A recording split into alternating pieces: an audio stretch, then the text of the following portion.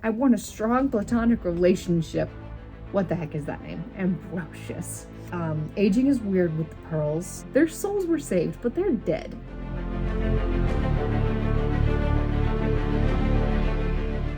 Hi guys, welcome back to another Rants video.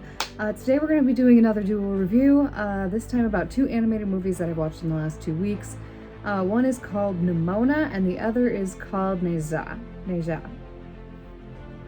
I'm sure I'm not pronouncing that entirely correct. But they're very different movies. But I'll sort of be comparing them, I guess, because it's inevitable when I'm doing a dual review. At least a little bit. But yeah, these are both animated movies. One came out, Nimona came out this year. I didn't actually check what year Ne Zha came out when I watched it. But they're both very interesting animated movies. I will say I think the plot of Ne Zha is a little more original than that of Nimona, but I think the characters were done a little bit better in Nimona. Like, I was getting behind some of the characters a lot easier than I actually was getting behind some of the characters in Nimona, whereas in Ne Zha, like, there were characters I liked, but I don't know if there were any that I was rooting for or anything. If that makes any sense. So, like, the characters in Nimona where I think were done a little bit better than Ne Zha, but Ne Zha had, I think, a more interesting plot. So that little comparison out of the way, we'll start with Nimona because I watched that one first. There might be a little bit of a rant for this one, just for one particular reason. But Nimona was very interesting. The plot wasn't super original, but it was done within a world and with characters that were very interesting and very different, and so it didn't feel, I don't know, it wasn't boring. I don't know what word I was trying to find there. It wasn't boring. So it's kind of a sci-fi world. Like, technology and stuff is beyond what we have now. There's hover cars and whatever else, and plasma guns or whatever. But it's also a little bit of mix with medieval because they still have an order of knights, which are their protectors. And so the clash of the two worlds is very interesting, with all these medieval knights, like, in full armor and everything, riding around on hovercrafts and shooting laser guns in some scenes, but their main weapon still is a sword. So it's very interesting to see how they combine those two aspects of the world, and it's actually very interesting. So in this, pretty much everything does happen within one city, and they think, or they've been raised up to believe that outside of the wall of their city, there's just thousands of monsters, and the knights are the only thing that's protecting them.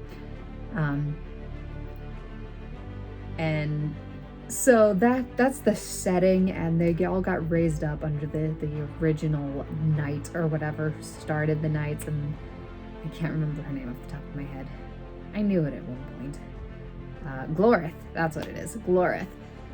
And so they're all raised up underneath that, and she's the original, and she started the knights and all of this. And then we have the main character, Ballister, who is an outsider who managed, through his determination, through his desire to fight monsters and protect the kingdom, to gain a spot within the Academy for Knights. And so we jump into the story on the day he's getting knighted. And then we have there's a whole cool, not a coup, what am I trying to think of? Scheme's close enough. But he gets framed for the murder of the queen when his sword at some point gets switched with a weapon, and so he gets knighted. The queen hands the sword back, and then the hilt opens up and shoots her, because the hilt is a hidden gun, essentially.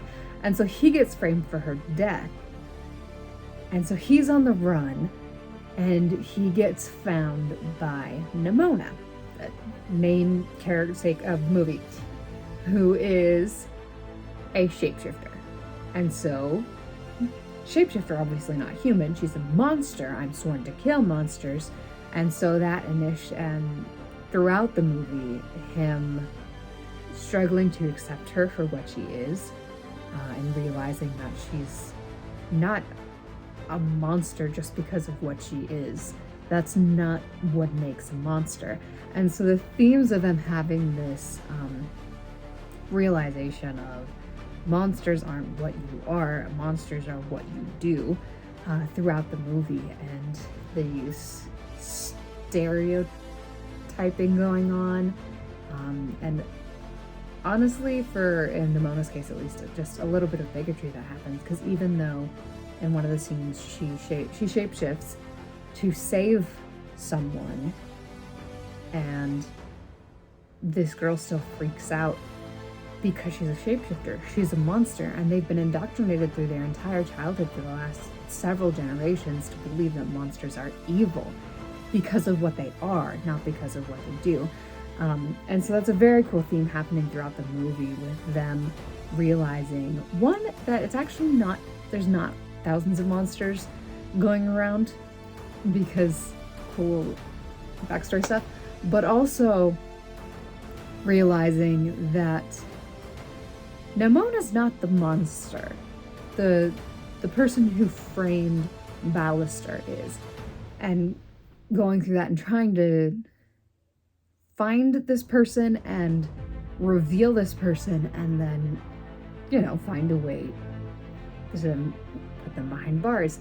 And it ends up being this powerful person who has a lot of pull and a lot of influence. And so trying to take them down proves very, very difficult to do, especially when you have a shapeshifter on your side that they can easily just tag the blame on if you get a confession or whatever else, because then they can just go, no, it wasn't me, it was the shapeshifter. And yeah, it's the plot and a lot of the character relationships are very cool. And the animation is actually beautiful.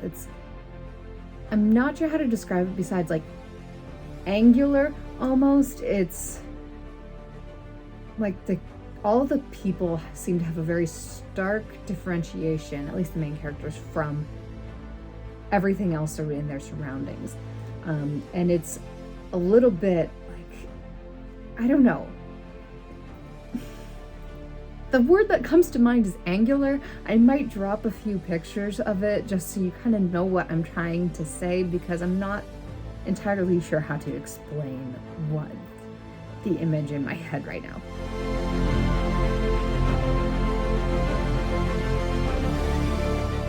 So the animation is actually very cool.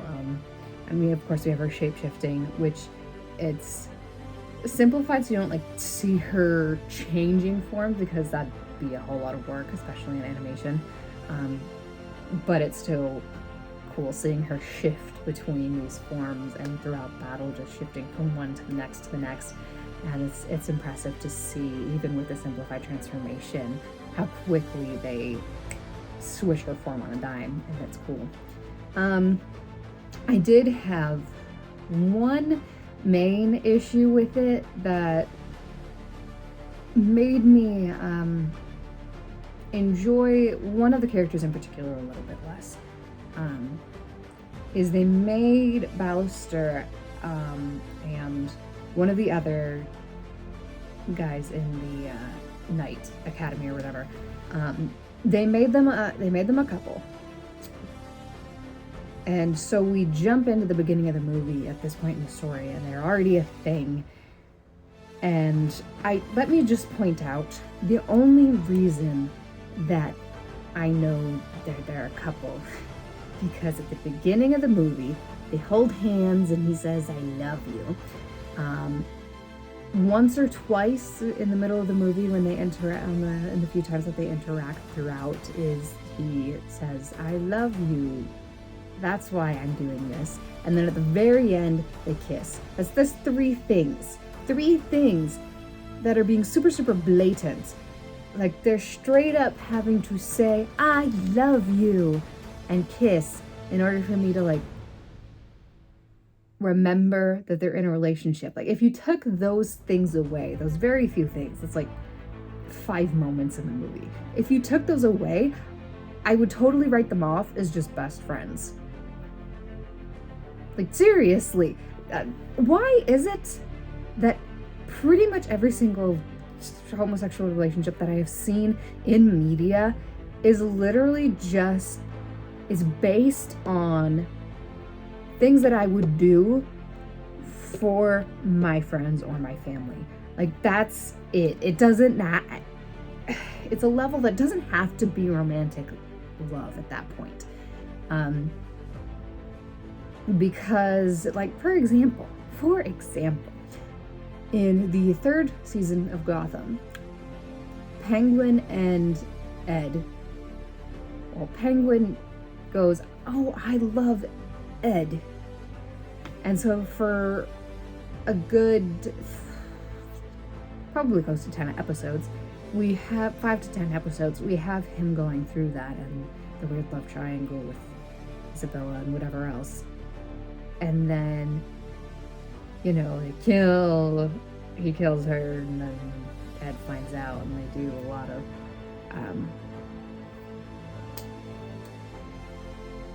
but all of the scheming.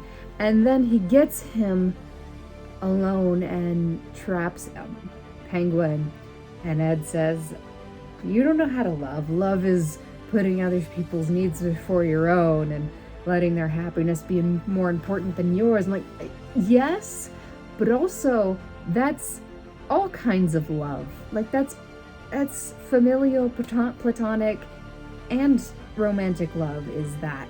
And so that's a very vague description of what this romantic love is. And it's like, I am very straight. I am very, very straight. Do you know how I have like 3 to 5 good friends, and then a buttload of family. I have like 30 people on each side of my family, and I'm close to my family. Every single one of those people, friends and family, I would gladly risk my safety, my life, my welfare. I would suffer for all of them. Every single one of them. And I am not romantically interested in like any of them. So when I see a relationship that is that, and then they throw in the "I love you" and the kiss to say, oh, they're a couple, I don't like it, because it seems like there's not enough almost. I feel like there's an element of romantic love in me that gets lost in media. And I know it's like friends to lovers thing, like they just have the romantic interest starts with one and then blah blah blah blah blah. I get there's like, I don't know how to explain it beyond. In the relationship, there's just something. I can't name it, but there is something missing. Almost like, it's almost the chemistry that's missing in a lot of the homosexual relationships that I see, is that the chemistry is missing. Which is funny, because a lot of people in the fandom, all they see is the chemistry. Especially even in a relationship that's non-existent. But anyway, I don't know. There's just something that I can't name that's missing in pretty much every single homosexual relationship that has ever been displayed to me on screen. And it makes it feel forced. It's just, I don't know. But I honestly think the movie would have been better if they weren't a couple. And if it was just a best friends, a strong friendship, because I have a reason. I have a very good reason. The lack of strong platonic relationships that are shown in movies and shows it's a tragedy. We need more strong platonic relationships shown in the media, because in a lot of cases, that is the most important relationship in your life. Until you get married, Your friends are probably the closest people to you. Because I don't care how good of a relationship you have with your family, there are things you don't want to tell them. There are things you feel like you can't tell them. Because talking to people, especially about things that are personal or maybe they were involved in, is really hard.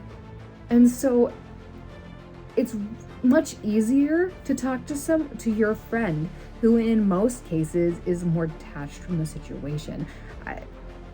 We're family, guys. Family honestly creates a lot of the pain that happens in our lives, whether it's intentional or not, just because we're together all the time from the age of you're born to like 18 or more, and you're with them every single day. And so it's inevitable that they will probably cause the most pain in your life because you spend so much time with them and they know you so well.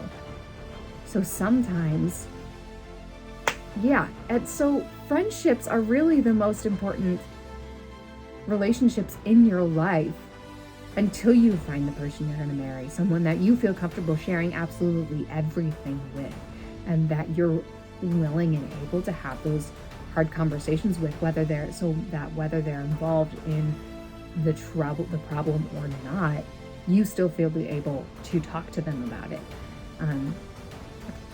But until that happens, friendships are really the most important and the most vulnerable relationships in your life. And the fact that we don't show that almost at all in media is really, really sad. Because like, even in a romantic relationship, like dating, before you get married, this is leading up to the point where you're willing to tell them pretty much everything now, or literally everything. And so friendships are so more important than your romantic relationship at that point, because you have the trust and all of the relationship built up in those friends already. You feel comfortable sharing that, whereas you're still building that trust and building that relationship with your romantic partner. And so even then, like, because that's a lot of the portrayals anyway, is their, dating.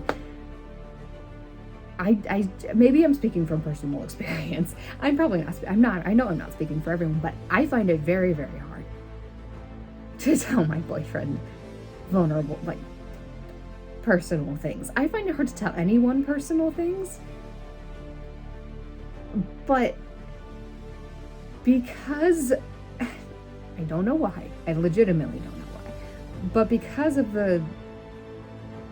our relationship is different than in my relationship with my best friends, it's a little bit harder for me to share that with him, and it shouldn't be. I'm getting to the point where it's easier for me to tell him things and building up the courage to just like say things, because just saying things is hard. But at this point in our relationship, I have the higher trust and the higher vulnerability with my best friends. And eventually that'll probably shift. But up until that point, friendships are so freaking important to our lives. I will preach that to my grave. And the fact that media doesn't show that, like, ever, is really, really sad and really, really just like not healthy, because they keep pushing the romantic relationships, and pushing that makes it feel like it shapes people's minds to go, oh, so this is the most important relationship in my life, is my romantic relationship, because they're constantly getting bombarded with the romantic relationship, and it's like all the time, and everything, it centers around some sort of romantic relationship. Like even great movies like Puss in Boots: The Last Wish, it kind of, at least to some degree, centers around Puss and Kitty and this romantic relationship. And we're pushing that, and finding a great movie with strong platonic relationships happening, and that being pushed more than the romance of the story, is next to impossible, and it makes me so sad. I want a strong platonic relationship, book, movie, whatever. I want that display of affection plastered across all to everything. Screens, pages, whatever. Because it's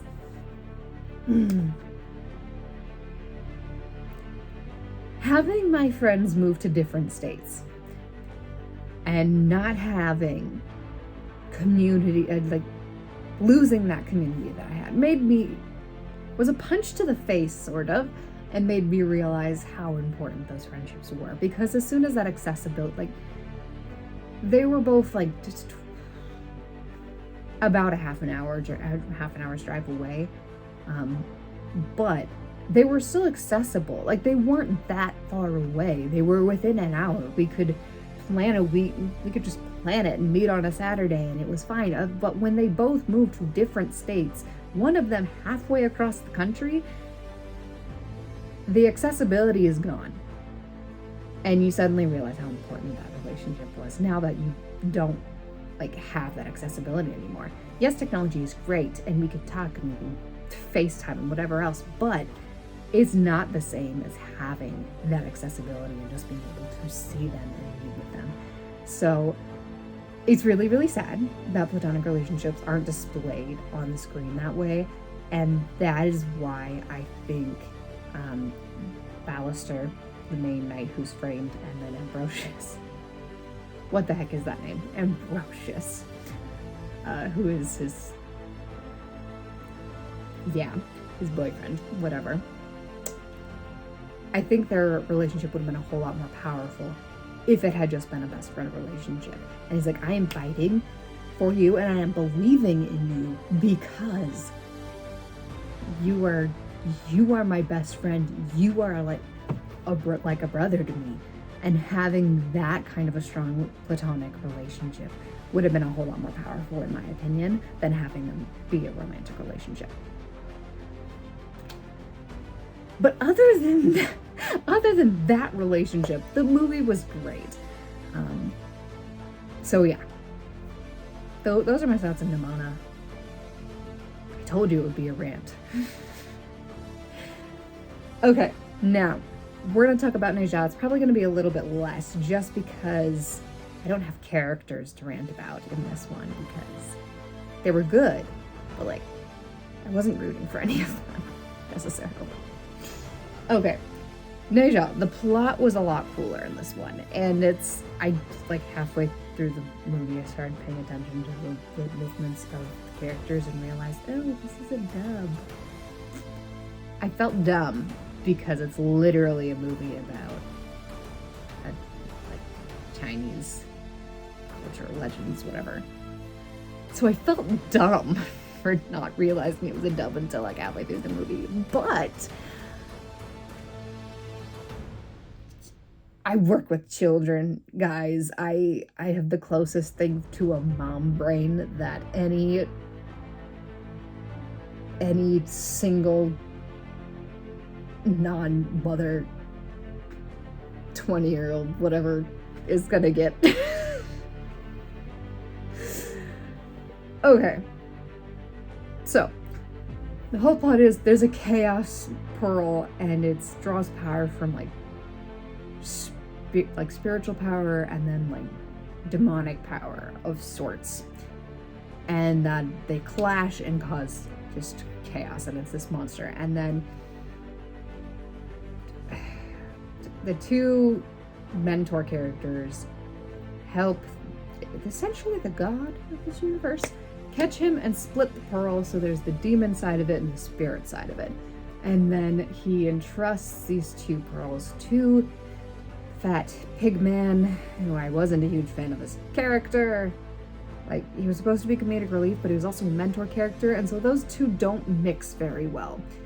And he leaned more towards the comedic, which was not great. But anyway, he entrusts the two halves of the pearl to him, and with the promise that in 3 years, he will destroy the demon inside of the demon pill. I don't know why it's called pill and not pearl. And then the spirit pearl will be reincarnated as a child, as a third son or whatever. And so 3 years pass, third son is being born, things don't go according to plan, the third son gets possessed and gets the power of the demon pearl instead of the spirit pearl. But his parents no, we can't kill him, this is our child.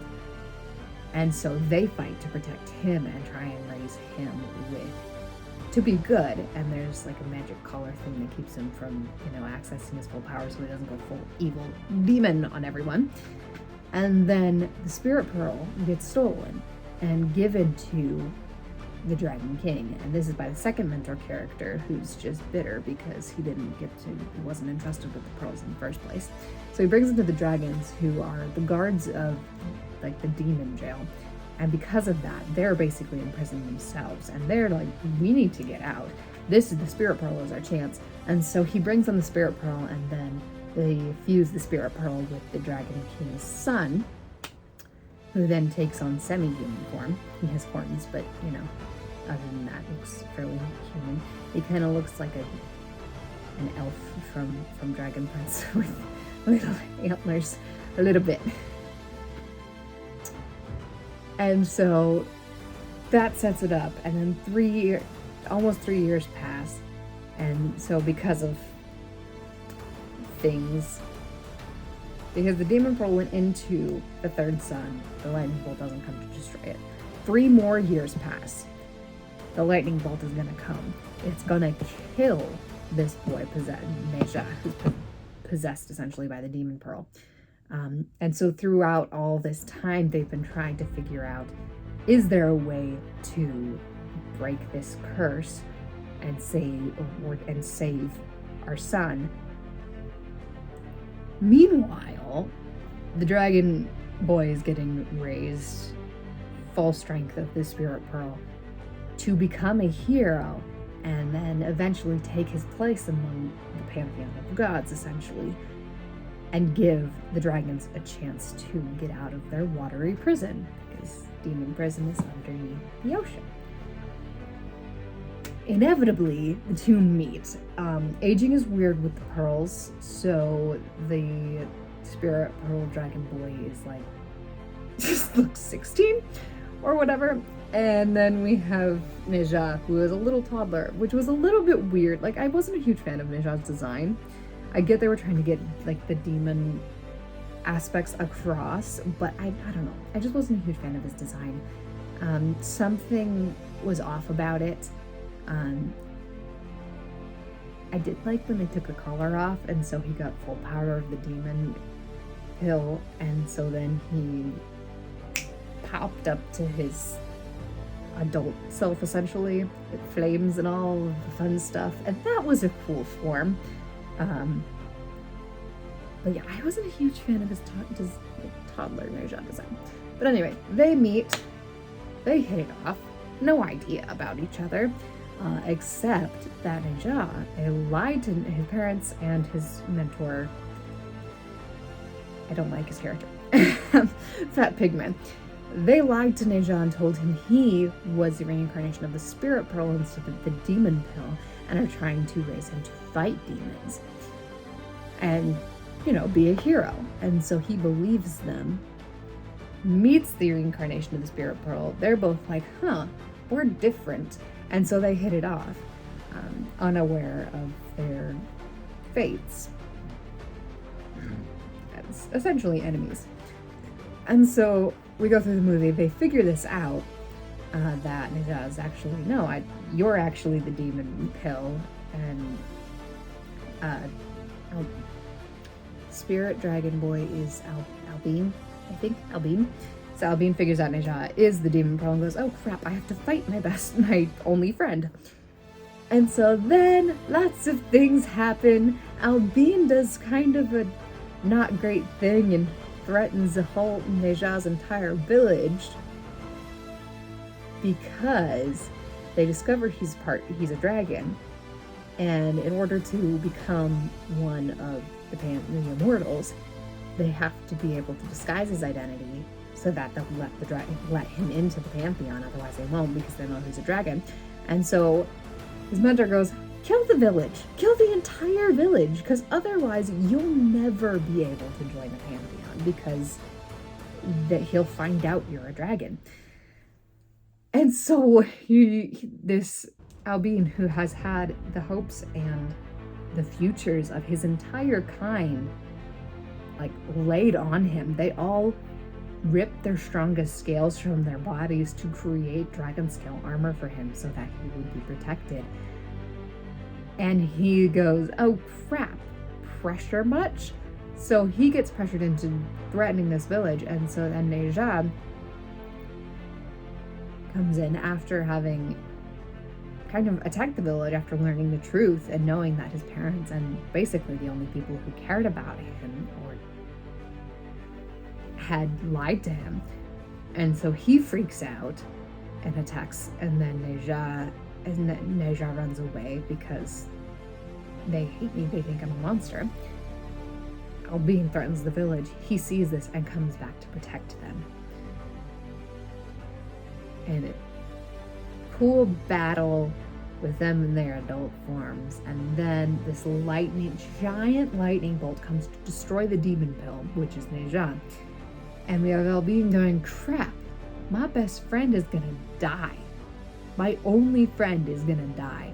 I do like their cool platonic relationship in this. This is an example, actually, of... It's not necessarily the most well done, because I don't get a whole lot of their interactions before the ending of the movie.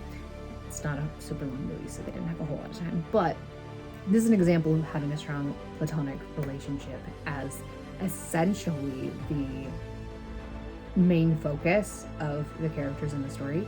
And so we need more of that. How ironic. I didn't even think about that before I started this video. Funny how that works out. But anyway, he gives up his dragon scale armor, and he gives up and essentially betrays his people at that point, by not letting the demon pill and everyone in the village get destroyed, and he protects them. And then they realize together they have the power of the chaos pearl, and so they're using that and trying to siphon off the energy of the lightning bolt, but it's too much, and so they're about to just go boom. And the fat pig man does probably one of the only cool things he does in the movie, and saves their souls within this magic lotus that once held the two halves of the chaos pearl. And that is how the movie ends. It's not exactly happy. Their souls were saved, but they're dead. So, not exactly happy, but not a horrible ending. But yes, they're all very interesting movies. Like I said, I preferred the plot in Ne Zha, I think. But the characters were done a little bit better in Nimona. I really like the platonic relationship that they show between Albine and Ne Zha it's nice to see a platonic relationship at the focus of a movie instead of a romantic one. It's great. I love it. I need more of it. It's fantastic. But anyway, yeah, those are pretty much the only movies I've watched in the last 2 weeks. I have been binging a series that that'll probably be my next Nerd Rants video. I'm very close to finishing it. But yeah, they were both pretty decent movies. But yeah, those are my thoughts on Nimona and Ne Zha. I suppose I would recommend them just for like the animation and the story of Ne Zha and the relationship between Nimona and Ballister, in particular in Nimona. But yeah, I also just realized that both of them not only start with N, but are the movies are named after the main character. There's so many parallels. This is why I compared them. I couldn't not. Anyway, yeah, just for the animation and a lot of the story character stuff, I would probably recommend both of these. Maybe Ne Zha over Nimona. Because I like the story better, and I like the platonic relationship between Aline and Ne Zha. But yeah, drop your thoughts in the comments, any recommendations you might have for future videos. I post every Wednesday and Saturday, and I'll see you all next time.